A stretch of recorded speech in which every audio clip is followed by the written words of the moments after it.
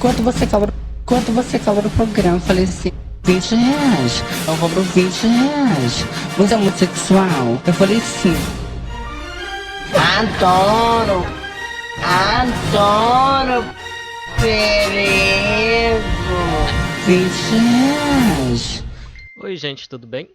Hoje a gente vai falar sobre o caso de um canadense que ficou 3 anos proibido pela justiça canadense de usar o Twitter porque desafiou e discordou de duas feministas.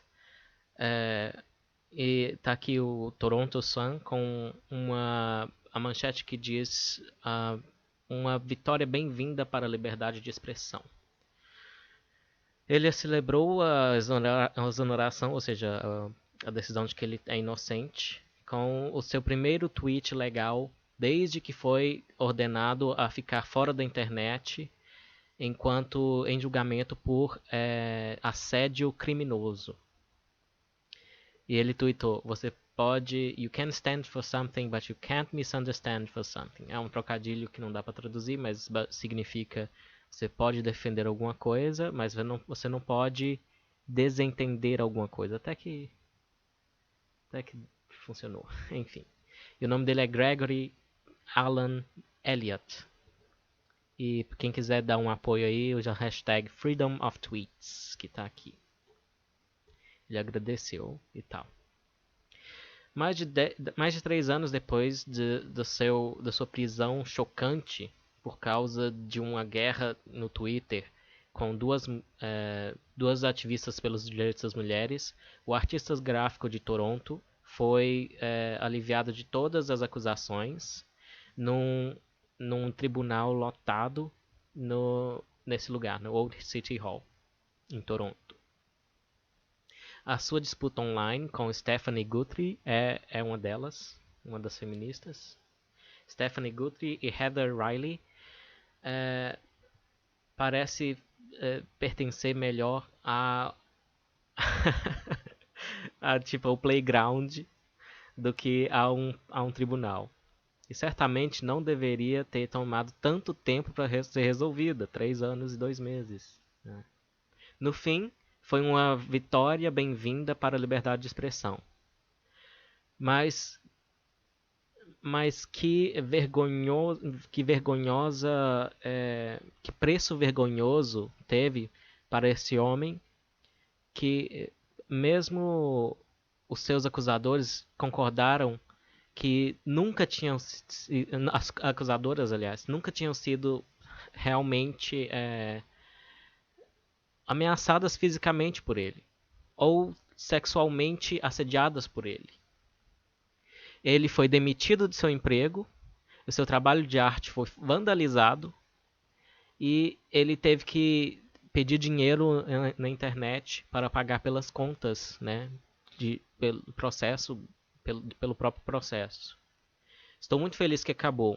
Elliott contou a repórteres depois de que foi inocentado pelo Brent Nazen, da Corte de Justiça de Ontário, sobre 2 acusações de assédio criminoso.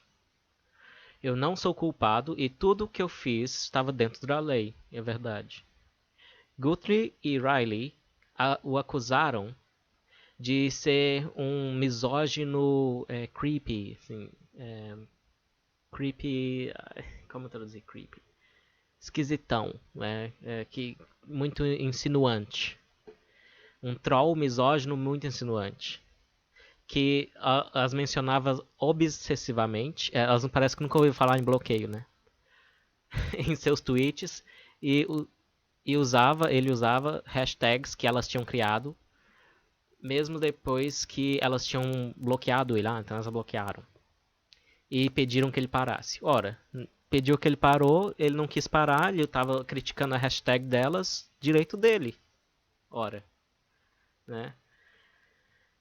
Foi o volume dos tweets dele que as levaram a se sentir assediadas e com medo, alegaram elas.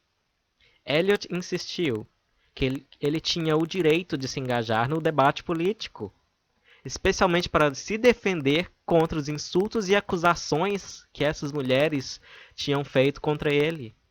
E o bullying que foi iniciado pelos seguidores delas. Como ele tweetou uma vez para um dos seguidores de Guthrie, ela não é dona da hashtag, o Twitter é público. Que tipo de autoritários elitistas são vocês? Censurando o Twitter? Vão para o Facebook. Adoro essa sugestão, porque realmente o Facebook acata, né? Essas tentativas de censura. Eu mesmo, né, como vocês sabem, fui vítima de 2 vezes da censura do Facebook. Por 30 dias cada vez. Agora vem a história por trás desse julgamento. Tudo começou de forma bem inocente, de acordo com a série de eventos delineados durante o julgamento. Guthrie estava procurando por um artista gráfico para desenhar um logo e um pôster para a hashtag dela, Witopoly, que significa Mulheres na Política de Toronto. Ela se encontrou com Elliot para o jantar em abril de 2012, mas por fim escolheu seguir, ela decidiu escolher outra pessoa em vez dele. Tudo parecia agradável até que a sua disputa online aconteceu em julho sobre Bandling Spur, que é um homem de Sault alguma coisa, Sault Ste. Marie, é uma cidade provavelmente, que criou um jogo online onde a feminista proeminente americana, uma feminista proeminente americana, provavelmente a Anita Sarkeesian, leva socos na cara. Então esse outro cara, Bandling Spur, criou um jogo em que você podia socar a cara da Anita Sarkeesian. Guthrie se perguntou no Twitter se ela deveria... Peraí, I should seek the internet. Se ela deveria botar um seek na internet sobre o Spur e decidiu fazê-lo. Tá meio estranha essa frase mesmo. Elliot objetou a sua tática e se perguntou se o que aconteceria se o seu bullying online resultasse no suicídio do cara. Que, na verdade, sim, ela deve ter usado essa lógica. O que vai acontecer se a Anita Sarkeesian decidisse suicidar por causa do seu jogo? Então ele usou a mesma lógica no sentido contrário.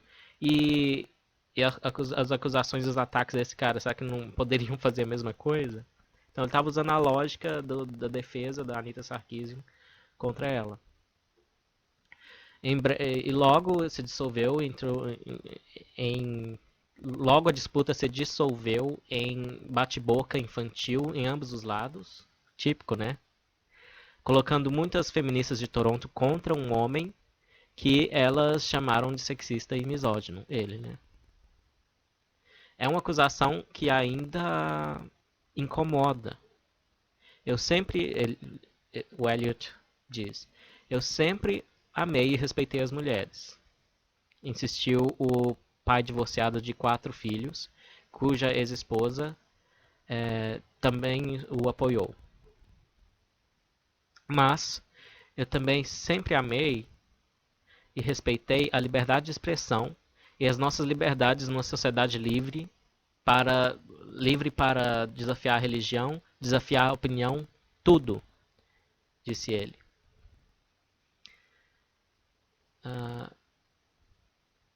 Acredita-se que esse caso seja o primeiro grande teste de liberdade de expressão online no Canadá.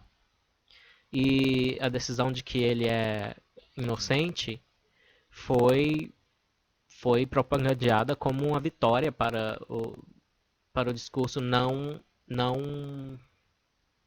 que não é realmente uma ameaça a alguém. Não importa quão de mau gosto seja esse discurso. Twitter é um fórum público e Elliot poderia, na tradição da liberdade de expressão do Canadá, disse o juiz, ter uma opinião controversa e até ofensiva. Ele poderia usar linguagem extrema, hiperbólica, provocativa, tal como chamá-las de feministas fascistas. Isso aqui o juiz está dizendo que isso aqui tudo é liberado, isso aqui tudo está dentro da liberdade de expressão dele. Ele poderia ser, e infelizmente foi, homofóbico e ofensivo, segundo o juiz. Vulgar e às vezes obsceno. Eu não sei, eu não vi os tweets originais, não sei se ele foi homofóbico. Mas mesmo que fosse, eu concordo, está dentro da liberdade dele, sim. Uma vez que os tweets dele nunca foram ameaçadores ou de natureza sexual, Nazan, o juiz, não poderia decidir que qualquer uma dessas mulheres tinha motivos razoáveis para temê-lo. Ambas as acusações foram dispensadas. As condições ele teve que pagar fiança, as condições da fiança de Elliot foram que ele tinha que ficar fora da internet. Isso foi na primeira instância. Então, a condição da fiança dele, que era caríssima, é que ele tinha que ficar fora da internet. Então, ele teve que pagar fiança para sair da cadeia. Ele foi mandado para a cadeia. Mas, ele ser libertado pagando a fiança tinha essa condição, repetindo, de que ele tinha que ficar fora da internet. Ele teve que ficar fora da internet 3 anos e 2 meses por discordar dessas feministas online. Embora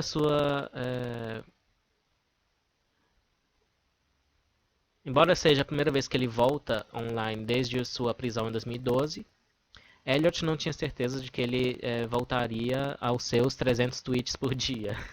É bastante mesmo. Coisa de gente mais desocupada. Eu gostaria de dizer aos centenas de milhões no Twitter, disse ele, que eu estive offline e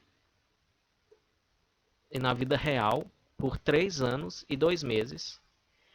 E é muito mais saudável e muito melhor ficar fora com pessoas reais e conversando com elas e tendo expressões sociais e risos e gargalhadas e raiva e tudo à primeira mão na vida real. Ele tá falando que é muito melhor isso do que ficar tão preso ao Twitter. Ele devia estar bem preso ao Twitter para tweetar 300 vezes por dia.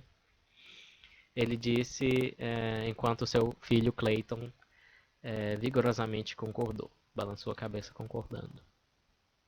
Você não pode passar a sua vida toda online. Concordo. Então, esse foi o primeiro caso importante em que justiceiros sociais, né, do tipo feminista, tentaram e conseguiram, por 3 anos, limitar a liberdade de expressão de uma pessoa. Vocês infringiram sobre o direito humano de uma pessoa, que é um dos direitos humanos, a liberdade de expressão, em nome de defender direitos humanos, no caso das mulheres, né? Então, a hipocrisia do caramba, né, que mostra a qualidade do ativismo desse tipo de pessoa, do que a gente chama de justiceiro social. Não um tipo de pessoa, na verdade. Deixa eu me corrigir aqui. Não é um tipo de pessoa. São pessoas adeptas de ideias mal lapidadas, sem senso crítico, né? Que não são fruto de senso crítico, sobre movimentos sociais. Então, o caso do Elliot é um exemplo e espero que não aconteça no Brasil, mas eu sei que o Brasil também é propenso a limitar a liberdade de expressão por coisa pouca, né? Sem contar o próprio Facebook, que é um problema internacional de liberdade de expressão, porque ele direto censura debate político. Então, a Absoluta, por exemplo, que a gente tanto critica na Aventuras, foi censurada por 30 dias. A alegação foi de que foi por racismo, né? Eu até concordaria com a alegação, né? Mas não concordo com a censura.